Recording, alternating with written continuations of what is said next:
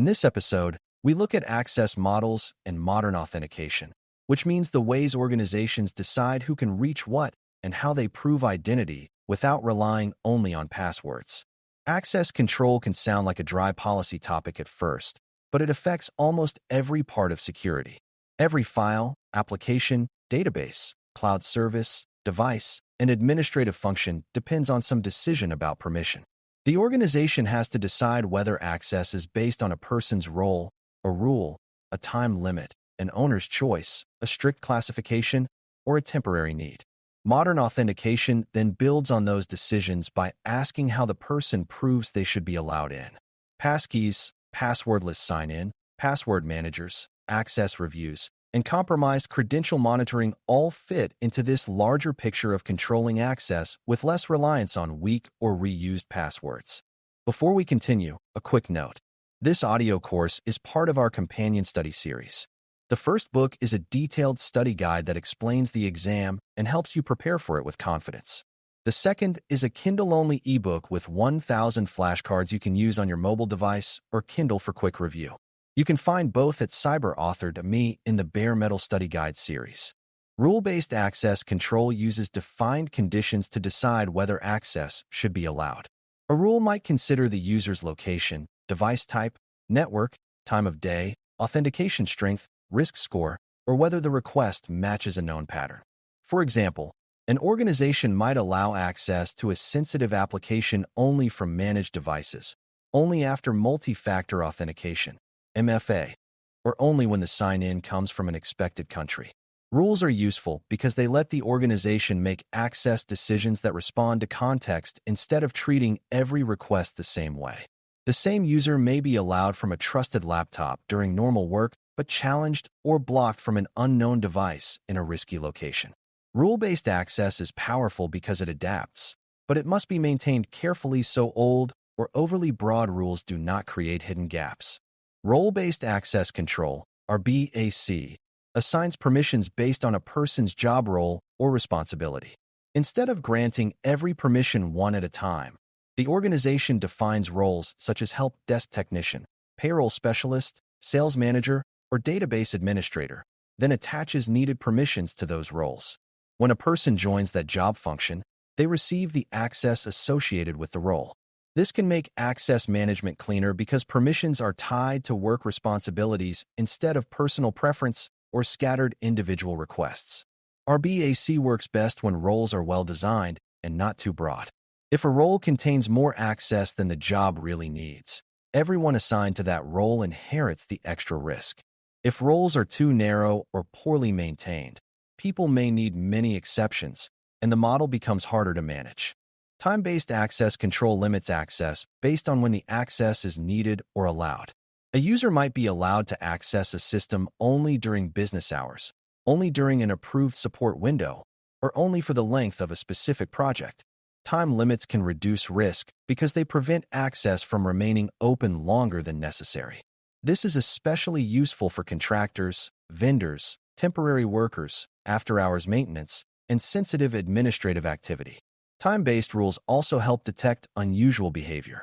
If an account normally works during the day and suddenly signs in at 3 in the morning, that may deserve attention.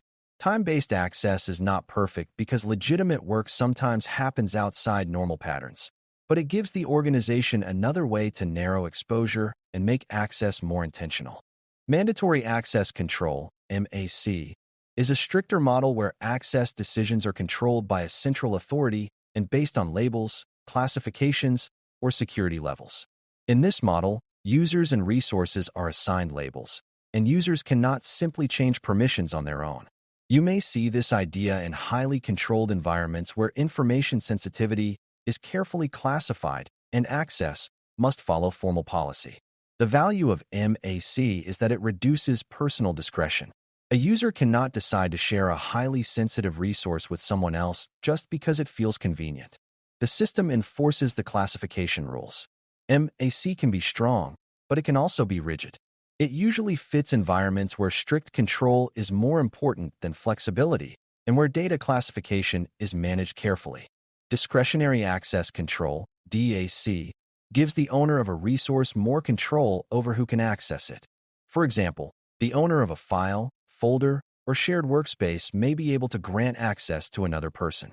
This model can be convenient because it allows people close to the work to share resources without waiting for a central administrator each time.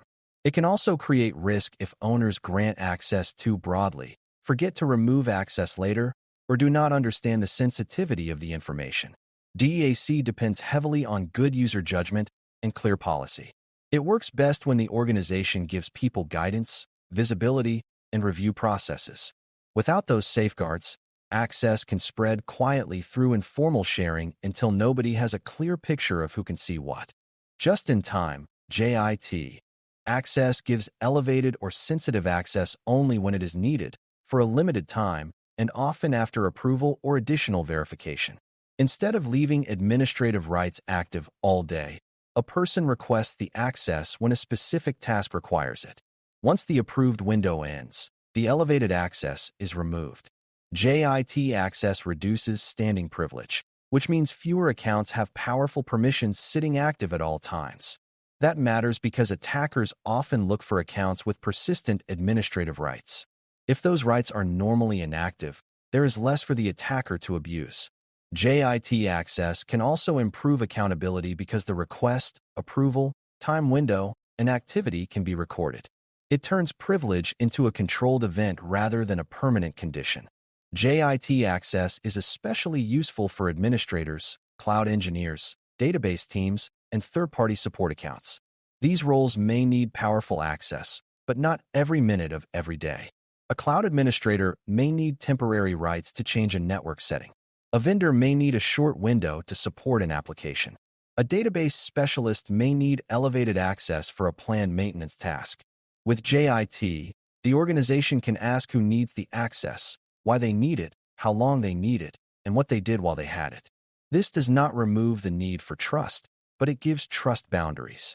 The access can be approved, monitored, and removed automatically. That is much safer than leaving broad permissions in place because someone might need them someday. Passkeys are a modern authentication method designed to reduce the risks of passwords.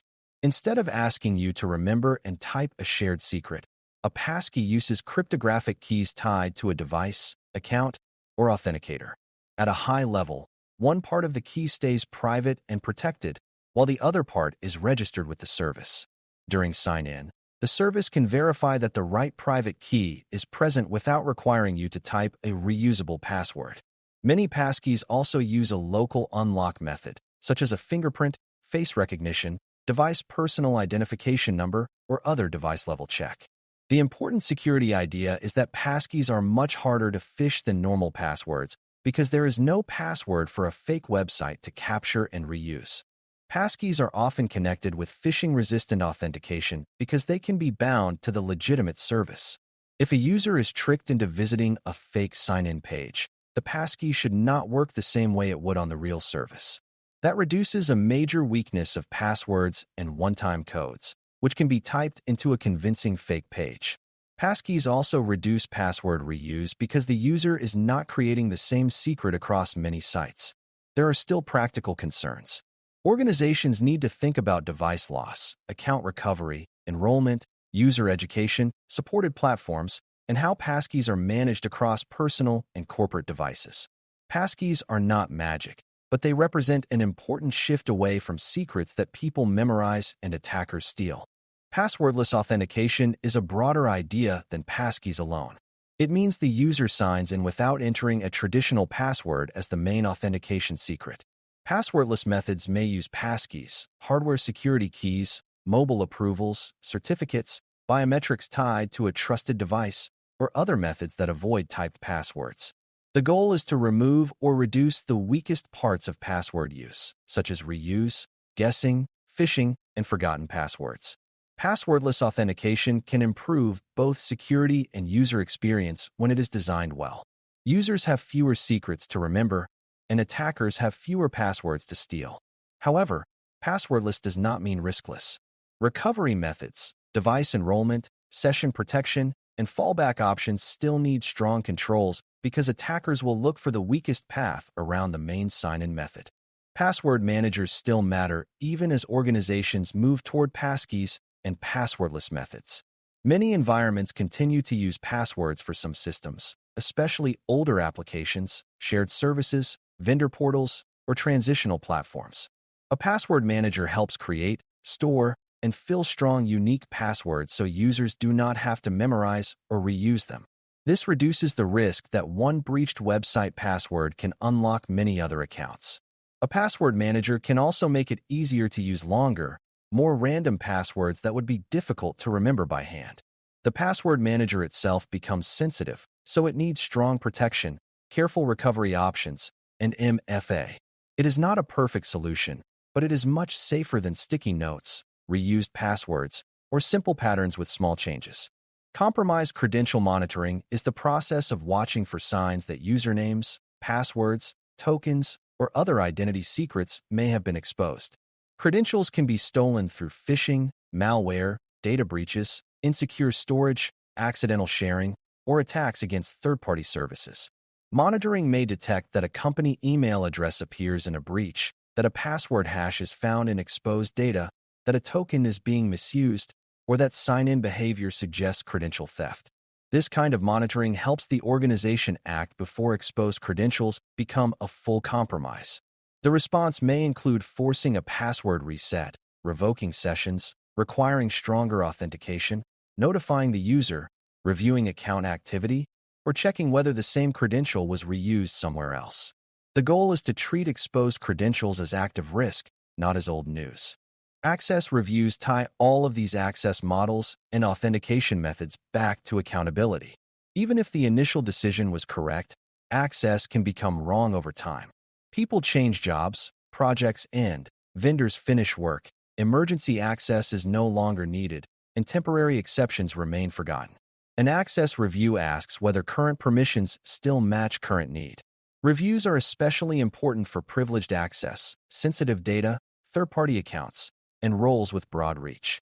They also help validate whether our BAC roles are accurate, whether DAC sharing has spread too widely, whether time-based access expired correctly, and whether JIT access is being used appropriately. Strong authentication proves that the right identity is trying to sign in. Access reviews ask whether that identity should still have the permissions it has. The main takeaway is that access control is not one single model or one single technology. Rule-based access uses conditions to decide when access should be allowed. RBAC ties permissions to job roles. Time-based access narrows access to approved windows. MAC enforces strict central rules based on labels or classifications. DAC lets resource owners make sharing decisions, which adds flexibility but also risk. JIT access reduces standing privilege by granting sensitive access only when needed and only for a limited time. Passkeys and passwordless authentication reduce dependence on reusable passwords. Password managers help protect the passwords that still exist. Compromised credential monitoring helps identify exposed secrets before they are abused. Access reviews make sure yesterday's access still makes sense today. Together, these ideas help an organization make access more deliberate, more secure, and easier to defend. Thanks for listening. For more audio courses, daily newsletters, and more, please visit baremetalcyber.com.